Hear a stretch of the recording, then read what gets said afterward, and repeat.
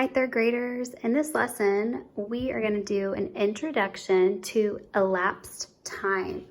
So I would like for all of you to press pause right now and go ahead and begin writing out your title. Our title is elapsed time, which is the amount of time that passes from one time and another. Okay, that's your elapsed time. So go ahead and press pause and get this written out on your online learning math journal that hopefully you have started to take any notes that you've been learning about and through Khan Academy or one of my follow-alongs. Okay, so I'm going to go ahead and continue so you can press play. But before we begin our lesson, there are 3 things that we're going to be doing before, during, and after this lesson, and that is recording the start time, end time, and elapsed time of this actual lesson. So before we get started, I need all of you to go ahead and I want you all to press pause right now. Press pause. And I need you to record the time. What time is it in this moment right now, or whatever time that you are completing this assignment? If it's 6:02 p.m., then that's what you're going to record in this start time, okay? And then at the very end of the video, we're also going to do the end time and elapsed time, and then I'm going to ask that you guys go ahead and find the elapsed time of this recording at whatever time that you ended or paused and ended, paused and stopped. Pause, played, and stopped this video, okay? So this is what you're going to do after the lesson. So if you haven't done so already, you have to go ahead and pause the video, press the space bar, press the pause button, whatever you have to do. I want you to record the starting time that is on your Chromebook, computer, laptop, cell phone, or whatever. And then we're going to do the same for the end time, and you are going to find the elapsed time. Okay, so now that we have talked about the definition, I would like for you all to go ahead. We're going to get started. I'm going to teach you how to find elapsed time using a number line. I think that this is the easiest way to do it. I'm super visual, and I know that a lot of my learners are. So it's using a number line. It's adding or subtracting on a number line. So there's a few things that I want us to record, and that is to create a key. There's a key. So whenever you're using a number line, you're going to be starting over here. This is where you'll have your start time. We will record the starting time over here. And wherever we end on, this is going to be the end time. And all of the jumping in between will be the elapsed time that you'll have to add up to find the elapsed time. So there's a few things that I like to do when I'm jumping on a number line to find elapsed time or my end time or my start time. I like to make my jumps different, okay? So if I'm jumping forward or backwards by an hour, I like to make what I call a mountain. A mountain means that you can jump ahead by 1 whole hour, 60 minutes. Then you have your little hills. Those are 5 to 30 minute increments. And then we use little rocks to record minutes.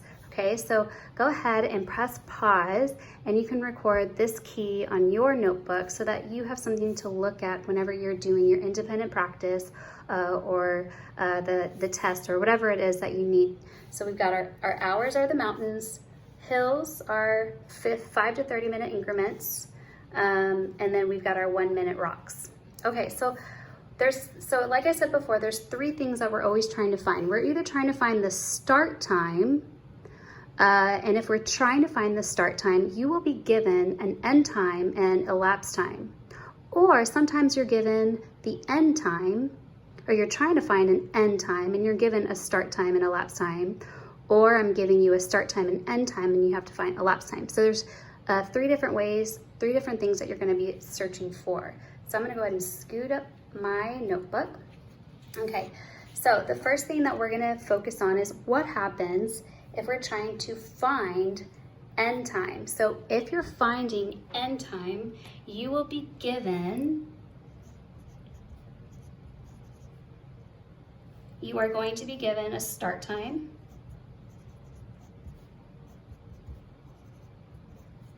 and you will also be given the elapsed time.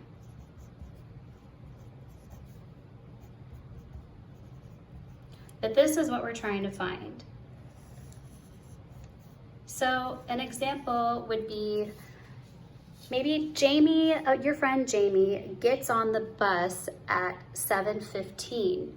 So that is the start time. So we could say 7:15 is the start time, okay? And she arrives at school 17 minutes later. So now we know how much time she spent on the bus. So she spent 17 minutes. So I would write, you could go 0, 0, 17, because remember, we have hours over here and minutes over here, or you can write it down just 17 minutes. So, but again, we are given start time, we're given the elapsed time, but we're trying to find the end time. What is the ETA? A lot of people say, what's the ETA? The estimated time of arrival. So that's actually what we're going to be finding. All right, so I'll go ahead and begin by creating a number line. And on my number line, I'm going to begin with my start time. She started on the bus at 7:15. So this is the time that she starts, 7:15. And because she was only on the bus for 17 minutes, we really don't need to go forward a whole hour, because 1 hour is 60 minutes. So I don't need to make a mountain. But what I can do is go ahead and jump forward by 5 minutes, make a little hill. So jumping forward, I'm adding 5 minutes. If I add 5 minutes to 7:15, now the time is 7:20. But she was on the bus for 17 minutes. So let's go ahead and add another 5 minutes. And now it's 7:25. So far it's been 10 minutes. Do another hill of 5 minutes. Now we're at 7:30. So far we have jumped forward on the timeline, 5, 10, 15 minutes, 16, 17. So here's our time. This is adding 1 minute each. So 7:30, if I jump forward, 7:31, 7:32. So she ended at school, she arrived at 7:32. So we were able to figure out the end time. She arrived at school at 7:32. So that would be our answer. And I just want to remind you, we didn't have to use a mountain, because a mountain is skipping forward by 1 whole hour. We only needed to use hills and rocks because she was only on the bus for just a short amount of time. So we started at 7:15, here's our start time. We went forward 17 minutes, 5, 10, 15, 16, 17, and based on our times, she ends at 7:32. So this is when we're trying to find the end time. But what happens if you're trying to find the start time? So I'm going to go to my next page.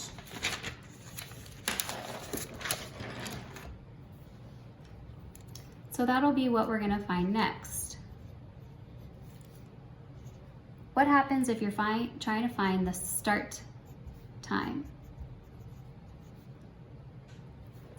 Okay, so if you're trying to find the start time, that means that you are going to be given, you will be given the end time, and you will also be given the elapsed time.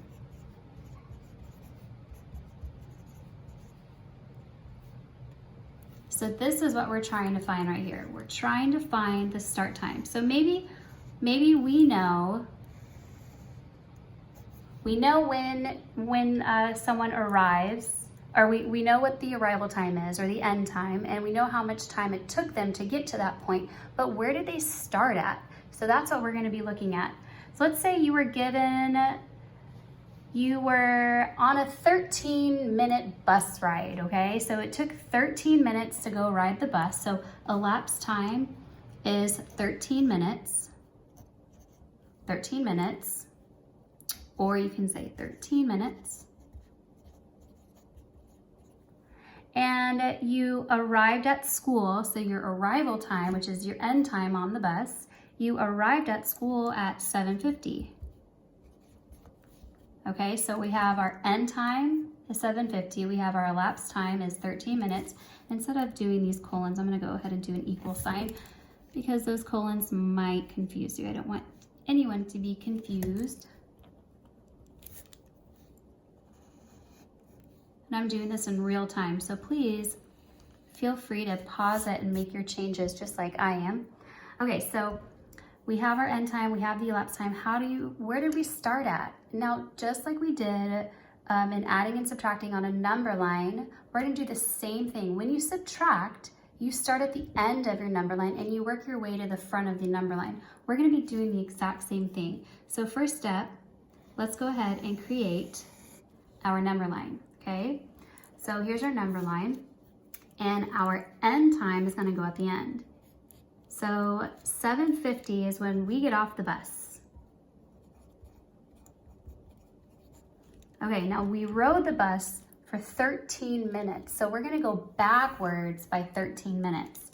So let's go ahead and remember, we're counting backwards. So we have to know how to count backwards on your clock. Okay, so we're at 7:50. Let's go back just a hill. We're gonna jump backwards by 5 minutes. So we're subtracting time, so minus 5 minutes. And if I take away 5 minutes, 50 minus 5 is 45. So 7:45. Let's take away another 5 minutes. If I take away 5 minutes from 45, I'm at 40, so now we're at 7:40. So far, it's been 5, 10, and now we just need to go backwards by 3 more minutes. 1, 2, 3, and this was gonna be the start time. Okay, so 7:40, 7:39, 38, 37. 7:37 is the start time. We figured it out. Awesome. 7:37, great. Okay, so this is our answer, which is what we were trying to find up here, the start time.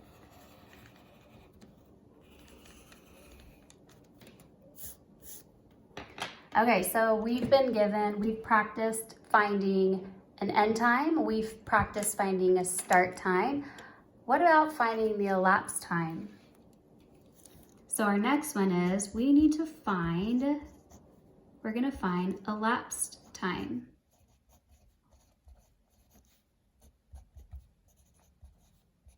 So this is what we don't know. We're gonna try to find this.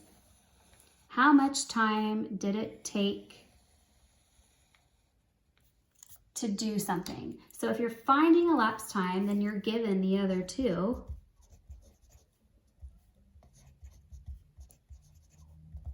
You're given your start time and you're given an end time.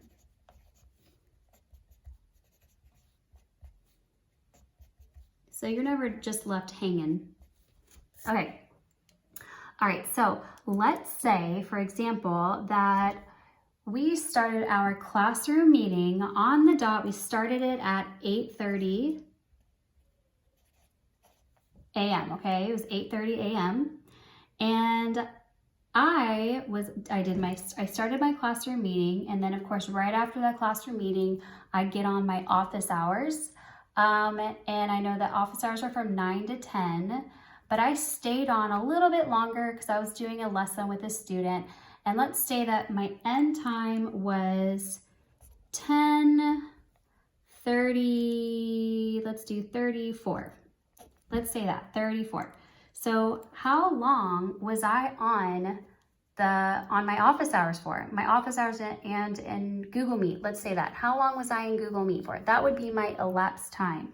So if we're given a start time, we're given an end time, we can go ahead and we'll start with our start time. We got to start off with a number line. Okay, so I'm going to start with my start time. The start time is 8:30, so we'll start here. 8:30 is the start time. Okay, and I need to get to 10:34. Okay, well, if I were to add 1 hour to 8, I'll get to 9:30. So, which is well before 10:34. So I'm gonna go ahead and I'm gonna draw myself a mountain and I'm gonna add 1 hour.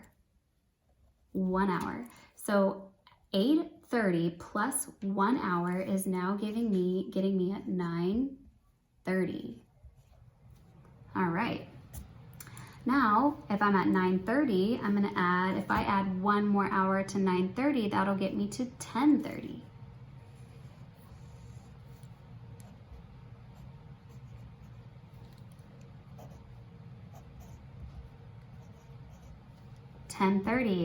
And oh my goodness, I'm almost at my end time. Now I need to get to 34. So if I'm at 30, that means I just need to jump forward by 4 more minutes.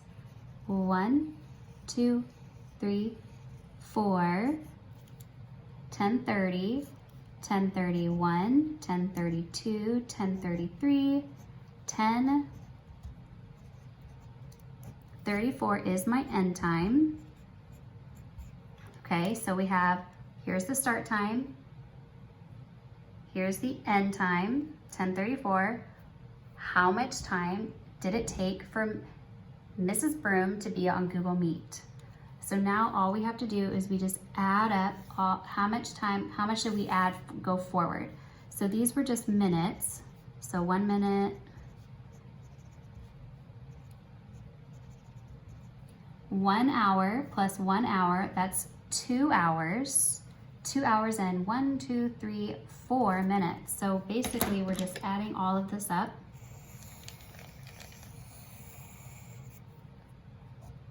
Add this up and these up. And we get 2 hours and 4 minutes. Or you can write it out.